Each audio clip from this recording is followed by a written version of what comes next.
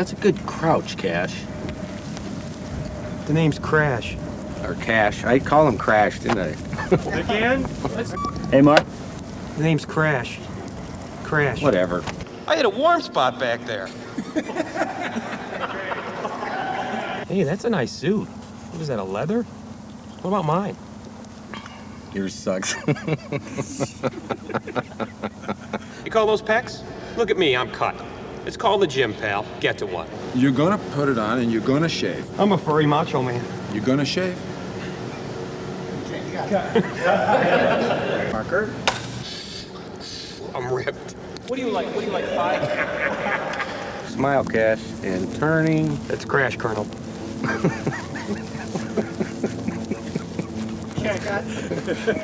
What do you do about prunage? Hey, supervisor, boss around. I'm not gonna put it on.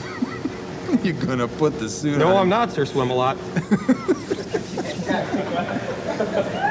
You're nuts. This is nuts.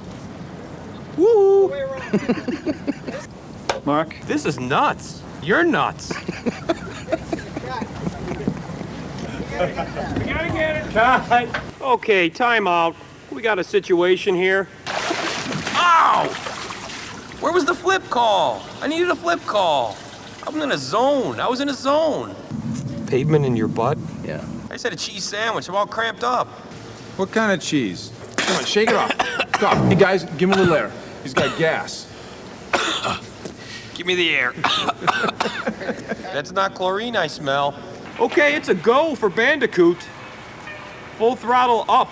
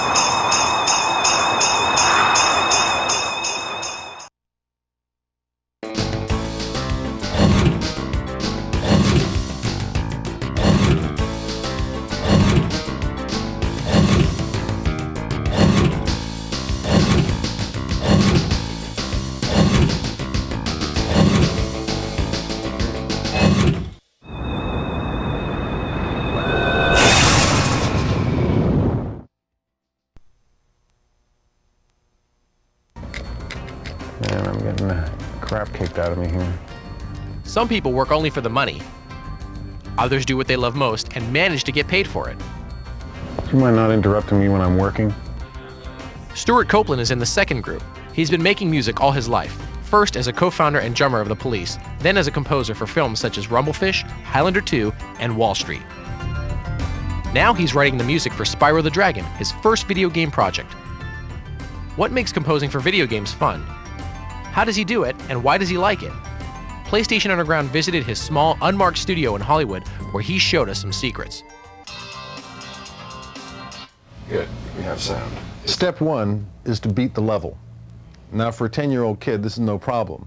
But for me, I have to beat the level and figure out the jumping, and I kind of navigate my way through the levels. In the very early stage, it's a lot of fun because I find a level that I can beat and get an attitude for it, and then create a piece of music for it. But then as the game progresses and I start getting to some of the more difficult levels and I'm stumped immediately, I've got to beat this bad guy before I can stay on that level for long enough to write a piece of music for it. So I have to learn how to beat all the bad guys. And if I was having to pay for my helpline, I'd be running up a huge tab here.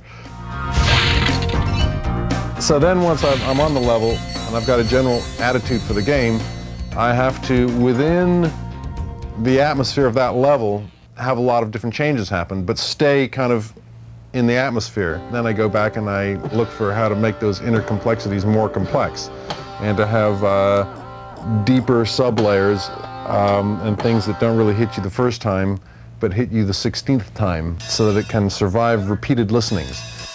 Roll some some of the crevulation off it there. Give it about 60 feet. Well, let me start something. Let me write something for you. Okay. Well, I'm going to do something which is a trade secret here, but I have input quantized, which means that I can play it very badly, and it comes back played very nicely.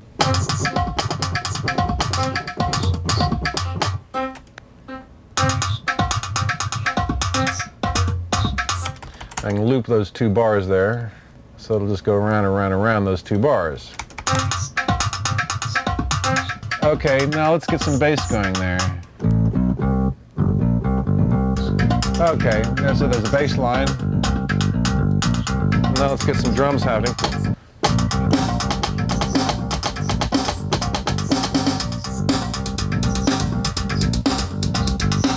Okay, now let's get some heavy metal going here. Okay.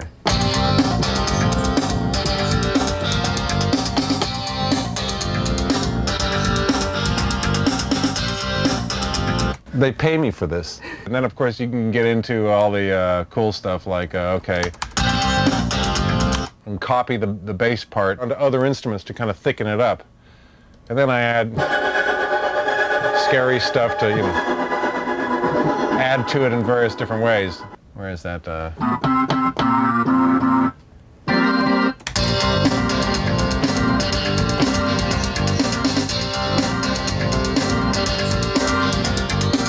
Now this is really where I'm giving away the trade secrets. This is where Mozart would be jumping out of his grave and saying, I want to live in this century, where I transpose that part from there up to there, and it plays that same piece of music.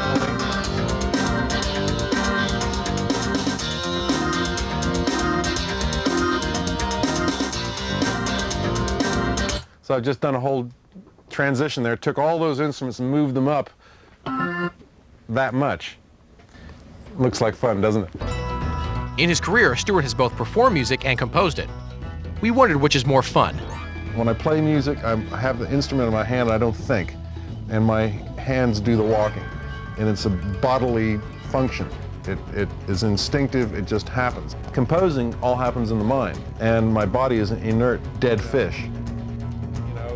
Somebody once asked Stravinsky, what's the great moment of being a composer? Is it when the audience lights up into your music, or is it the reviews? He said, no. The best moment is when you find that note you're looking for and you get that chord which leads to that chord, and you've got this under thing happening there which pays off right here. At the same time, set it and you crack it and you got it, it goes there and it does it. That's it.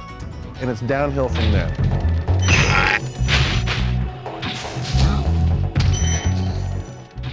What's it like to compose for the PlayStation? The Sony PlayStation has room for high-quality music that has full bandwidth. It's the same as you get from a CD, whereas the other platforms has very thin bandwidth. And the thinness of the bandwidth puts an imposition on the composer where he has to create sounds that'll fit within that. On these CD-ROM games, there's so much space. I don't have to worry. I can load up full symphonic sounds there. In fact, I have. In this game, I've got whole orchestra sounds that I recorded in Utah.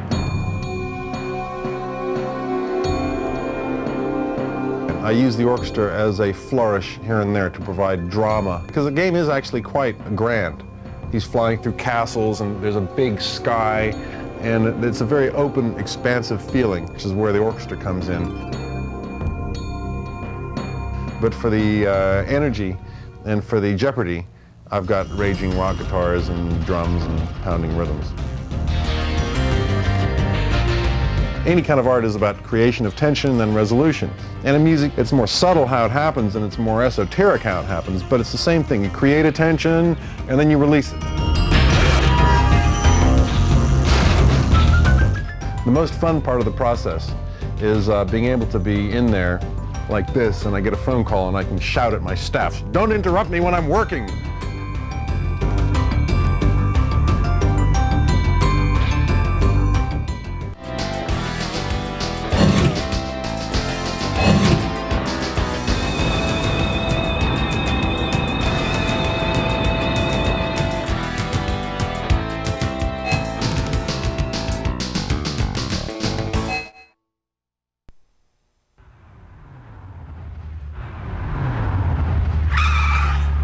Jason Rubin from Naughty Dog. PlayStation Underground's asked me to tell you a little bit about Crash Bandicoot 3 Warped. I wanted to be sure that we preserved the classic intuitive gameplay that has made the Crash series so successful. We found that gamers worldwide truly enjoy the structured interactions of this style. The second thing we wanted to do with Crash Bandicoot Warped is that we wanted to introduce free-roaming gameplay. To add excitement, we've created some radically new styles of levels. You still have a mission-based objective, but at the same time, the camera is opened up and you're free roaming. In addition, we wanted to broaden the replay value of the game so that players got more for their money, they got more bang for the buck. We added a time trial mode, but now they can race against the clock, they can compete against their friends, their brothers, their sisters, and they can put up scores with their names in it to show exactly how well they've done. In the succession from Crash 1 to Crash 2 to Crash Warped, we as a team and I personally have learned a tremendous number of things. In Crash 1 and 2, the maximum distance at which you could see any polygon was about 70 meters. In Crash Warped, we've opened that up to 700 and some odd meters. Like in the medieval levels, there's a castle at the end that you can see nearly from the beginning of the level, and as you go through almost a kilometer of level distance, like you keep seeing the castle every time you get closer and closer as you go over crests. Because we've been able to achieve things that just haven't been seen before on the PlayStation. One of the accomplishments that we did in Crash Bandicoot Cortex Strikes Back is we had Crash be able to wade into water and to subdivide perfectly in the water, which is something that had really not been seen before on the PlayStation.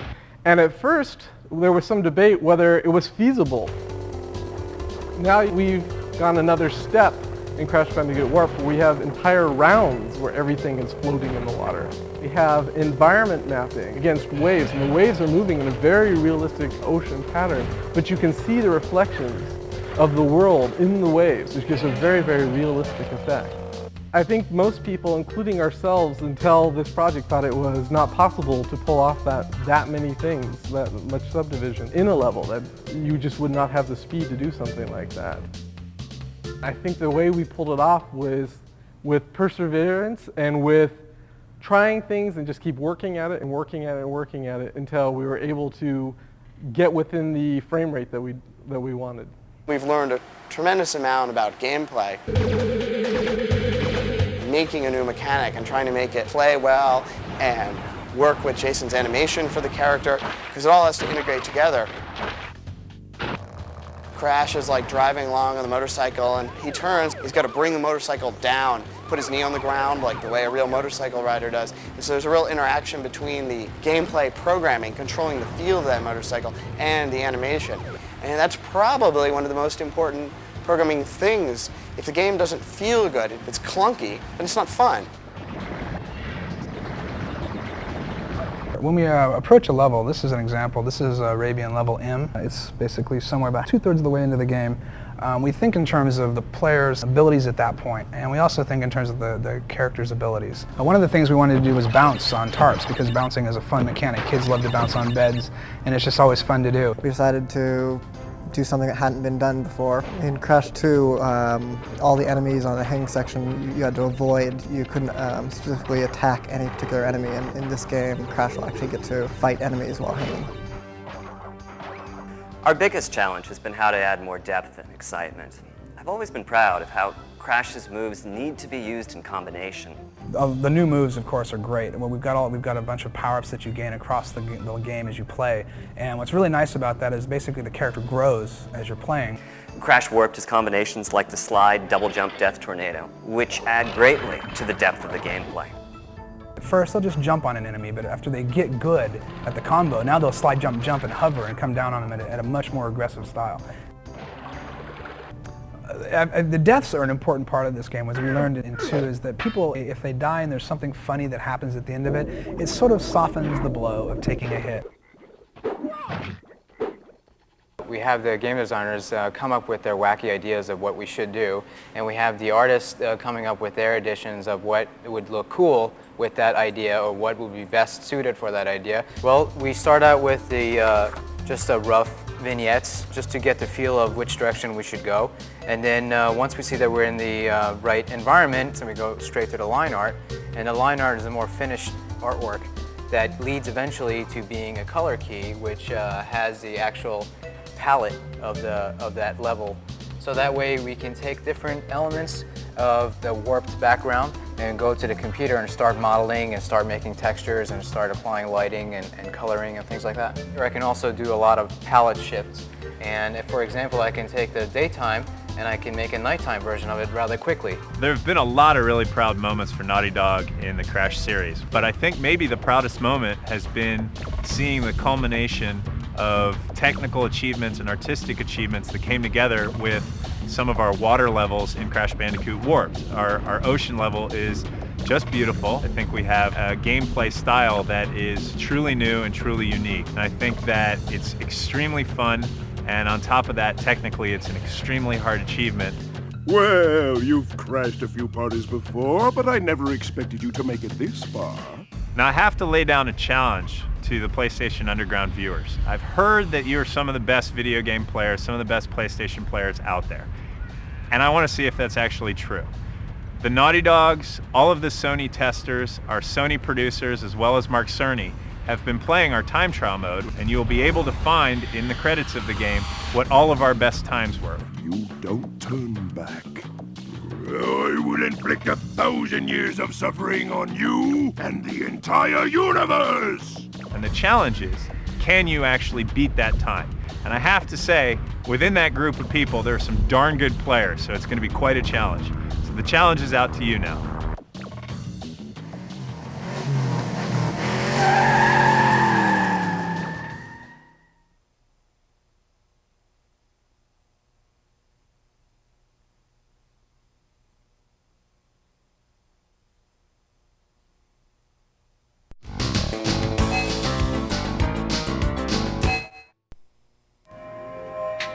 You bought a game and made some copies to sell over the internet. Now US Marshals and the IDSA are standing outside your door. It's a good time to learn a few facts about software piracy. Recently, the Interactive Digital Software Association raided a New York City apartment where the occupant was allegedly selling illegal backup copies of PlayStation games over the internet. We've got an order from Judge. Because fines are as large as $1 million for each trademark violation, he's facing several $1 million in damages. It's also a temporary restraining order, complaint declaration. These are 20 websites like this have already been shut down, and that's just the beginning. An official of the Interactive Digital Software Association, who wanted to remain anonymous because of her anti-piracy work, explained, "The problem of piracy is growing exponentially every day. Technology is making it easier, but just because it's easier doesn't mean it's any more legal. Making a copy of a PlayStation game without permission is absolutely illegal." I was using these as backups for people who own original copies. I mean, I had no aware that, because I read, I mean, I had a disclaimer and everything. We saw the disclaimer, but the law doesn't work that way. The question of this is a backup copy, that's a net myth. A backup copy that you buy off the internet because you don't want to buy the original is absolutely illegal. You people who make or buy illegal copies think about who's really getting hurt. One group is the developers, gamers like yourself who put in 12 to 16-hour days for a year or two to develop a game at a cost of over $1 million. Marketing that game could add millions more. Because making a game is so expensive, it's risky for developers to take chances. That's how piracy weakens the development community. This year, illegal copies will keep an estimated $3.2 billion in revenue from reaching the people who create and distribute the games. That money would help developers start many more projects, take bigger risks, and experiment with more specialized and unusual games. So who does piracy hurt the most? Ultimately, all gamers and the quality of the video games themselves. Here's how the game community is striking back. The FBI has started to take some very serious actions against pirates online, not just for copyright and trademark infringements, but other things like consumer fraud. U.S. Customs officials have begun to do seizures of products of entertainment software coming into the United States. The largest such raid that we have experienced in the last few months occurred in Miami, where they seized 54,000 illegal PlayStation discs. The seizure in Miami is just a tip of the iceberg. Game developers would like your help in keeping the quality of future games high. They point out that many people who don't feel bad about making and using illegal copies would feel terrible if they had to steal a game from a store. Ironically, it's the same thing. For a detailed look at how piracy hurts video games and what you can do to help stop it, visit www.idsa.com.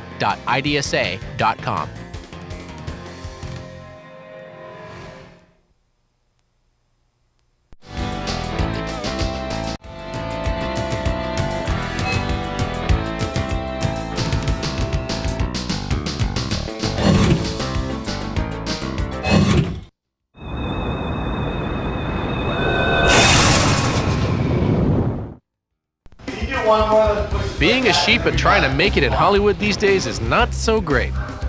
PlayStation Underground is taking you onto the set of the latest Spyro TV commercial to see how things are done. We're asking an important question. Are real sheep in today's Hollywood getting fleeced? Does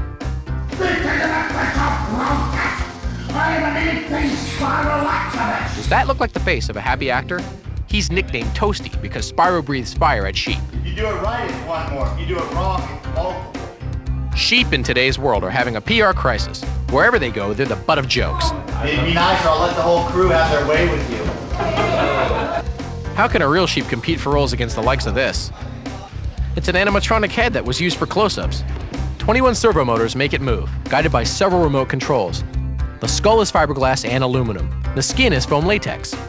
14 specialists worked 3 weeks to build it, including a sculptor, mold maker, mechanic, and lab and hair technicians. Genghis, come! Imagine being a sheep and having to share a trailer with a co-star named Genghis.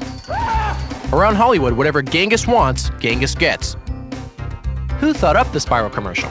These guys from PlayStation's ad agency. We played the game quite a bit, and we noticed that there were some sheep that sort of came to unhappy endings in the game. And so we said, geez, what would it feel like to be that sheep? And that's basically where the idea came from. Why did they use animatronics for sheep instead of computer graphics? I think it helps it stand out. Video games are all CG, actually bringing our sheep to life with animatronic, it seems to bring the character, more character. That's it from the Spyro set, where the men are men and the sheep are animatronic?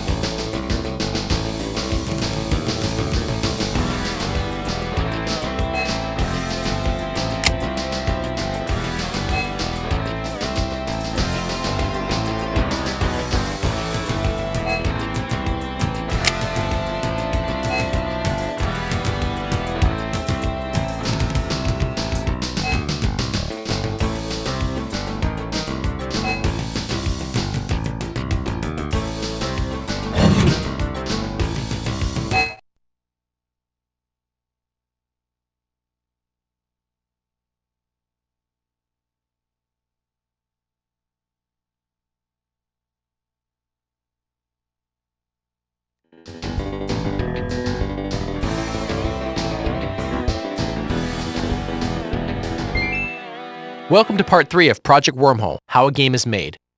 This issue we're going to work on game physics and obstacles. Now that we have a tunnel to fly down, things will start to get interesting. Last issue, the car flew straight down the middle of the tunnel. That's fine for just checking it out. But in the finished game, we want to be able to fly and dodge obstacles realistically. We need to consider all of the different forces acting on the car as it flies down the tunnel. There is the force of gravity pulling it down, the force of jets on its bottom keeping it off the ground, drag forces from the air in the tunnel, and forces from jets used by the player to control the car. We add all of these forces up to figure out how the car is moving. That's a lot of number crunching, but the extra attention to detail makes the gameplay feel as real as possible. Let's draw obstacles. They're made just like we made the car in part 1. We've already done most of the work for this. The tricky part is knowing when we've run into something. It's too slow to look at every polygon and every object to see if they've collided, so we create an imaginary box around each object just big enough to contain it. These are called bounding boxes. We can use them to quickly see if two objects have run into each other. Now that the obstacles are floating in front of us, it's time to blow them apart. We'll make a basic weapon as a placeholder. A laser cannon that shoots bolts of energy in a straight line. More weapons will be added later. In the next section, try out some of the things we just built. Then check out the preview of Wormhole Part 4. And don't forget to visit www.playstation.com, where you can join in a discussion of the game at PlayStation Underground online.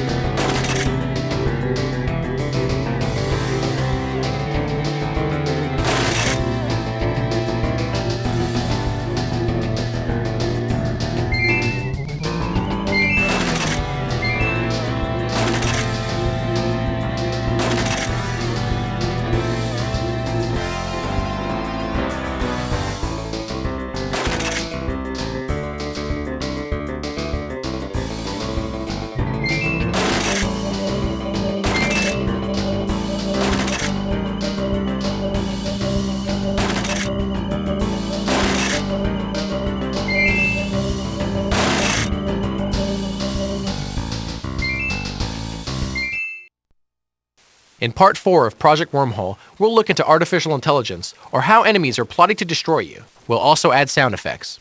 Don't go away, the fun is just beginning.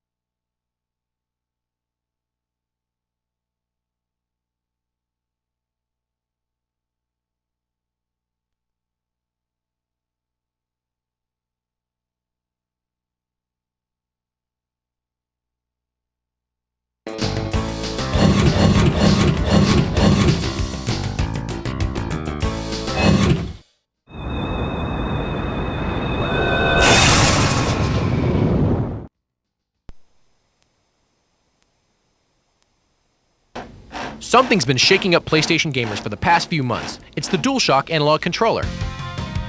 PlayStation Underground couldn't resist the temptation to look under the cover and see how it works. In each handle is an actuator. That's a hardware term for something that actuates or starts something else. In this case, vibration. The weight on the spindle is carefully balanced to run cool when you're playing long and hot.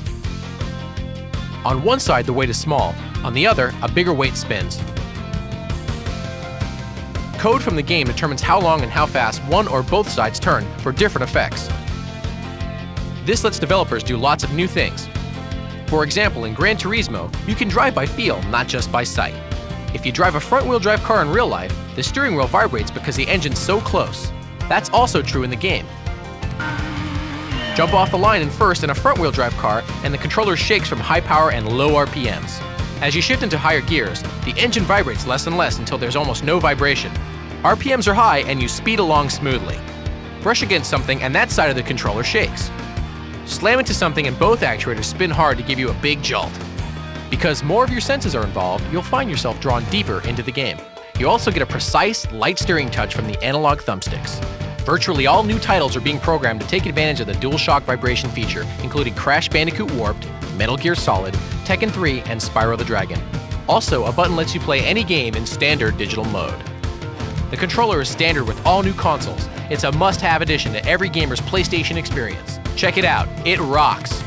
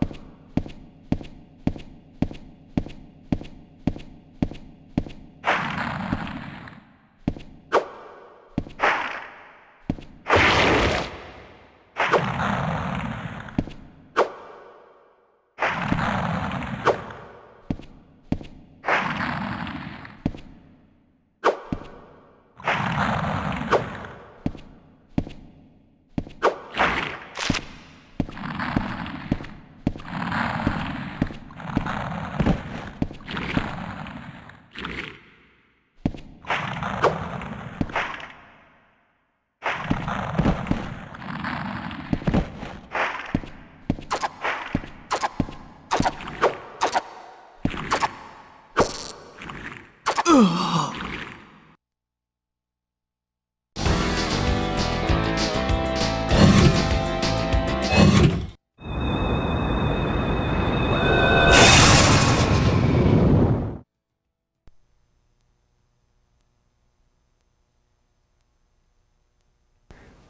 my name's Christian Davis. Was the lead tester for Spyro the Dragon.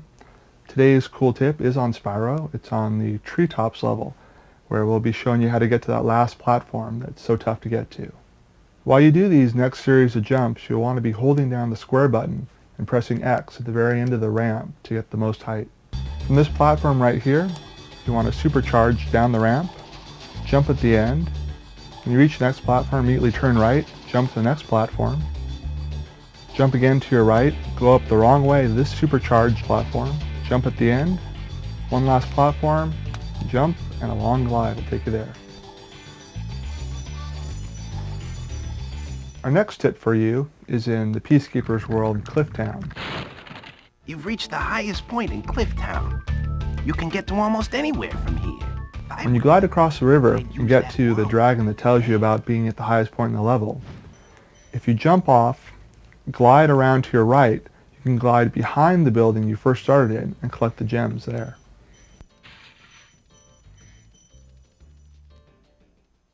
Our next tip for you today is on the Peacekeeper's level, sub-level Ice Caverns. Right from the very start of the level, if you walk out onto the platform right in front of you and do a blind jump and glide around the mountain to your right, you'll end up on a platform with 3 extra lives. That might come in handy.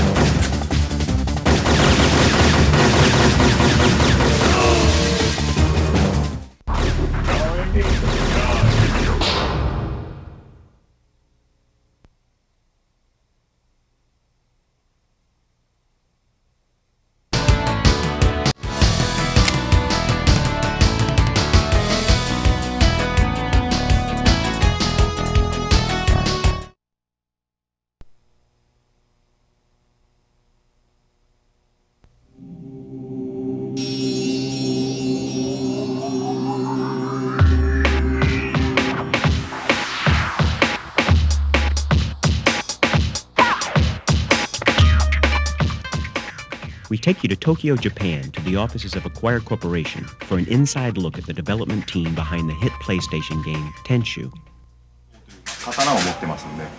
Tenchu is set in 16th century feudal Japan. The player assumes the role of a ninja warrior who must use stealth, strategy, and espionage to become the ultimate ninja assassin.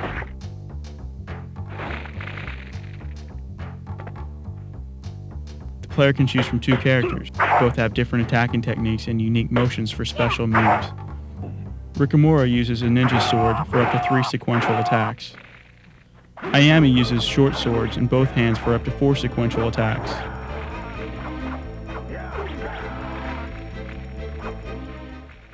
With a user-controllable camera, the player surveys the historic Japanese environment while remaining undetected. The player can use the camera to search for the enemy around corners and from rooftops. Strategically, it's one of the keys to mastering the game and critical to executing the various stealth kills. All the character movements and animations are modeled from authentic ninja techniques.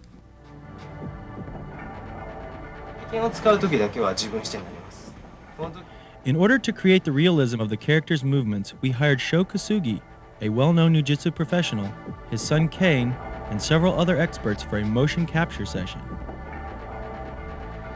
Then we integrated their movements into the game, about 300 in all. Through stealth tactics and precision, the player is rewarded with up to 20 lethal weapons, devices, and spells. Tenchu has a unique targeting system that allows the player to aim weapons from afar.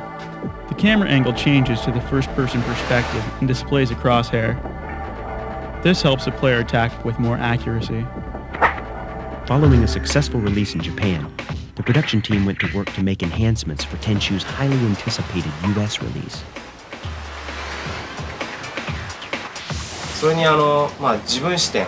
We created 2 entirely new missions and in-game cinematics for each character, new weapons, plus we made substantial improvements to the enemy artificial intelligence. With the enhancements to the AI, the enemies react with more realism. A palace guard is alerted by the sounds, like a throwing star or barking dog. They call for help when under attack. There is no other 3D game out there with a smarter AI. Tenchu. Live by honor. Kill by stealth.